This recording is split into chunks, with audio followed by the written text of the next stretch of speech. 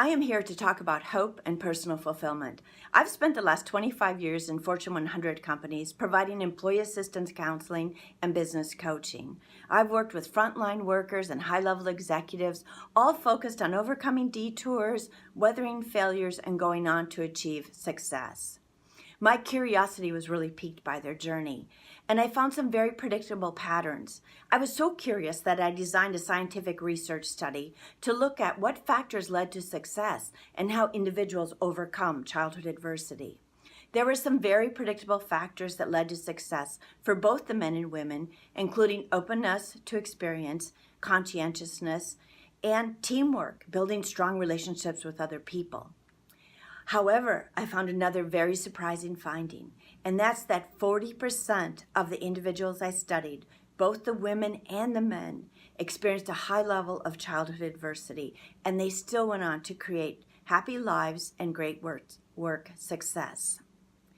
40% of the individuals I studied either witnessed domestic violence, had an alcoholic parent, or were abused as kids themselves. This statistic was staggering. They all had to become students of life to go on to be successful because it left an indelible footprint. But they had a pivotal moment where the outcomes of their childhood adversity were no longer worth the consequences, such as a high level of shame, low self-regard, problems with conflict, problems with communication, and difficulties in building relationships at work and in their personal lives. Many of them resorted to overeating, overdrinking, and other unhealthy behaviors. But they had a pivotal moment where they stood in one place and they said, I am going to become a student of life. I'm going to become a student of the very things I did not learn as a child. So they became students of communication. They became students of conflict negotiation, how to build authentic relationships, and they worked at building up their self-regard and their self-esteem and their relationships with others over time. I went on to ask them the very sensitive question of, do you think there were any positive outcomes of the childhood adversity you experienced?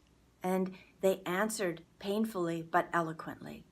And many of them said, I'm more independent, I'm resilient, I'm driven, more compassionate and empathic, and I root for the underdog.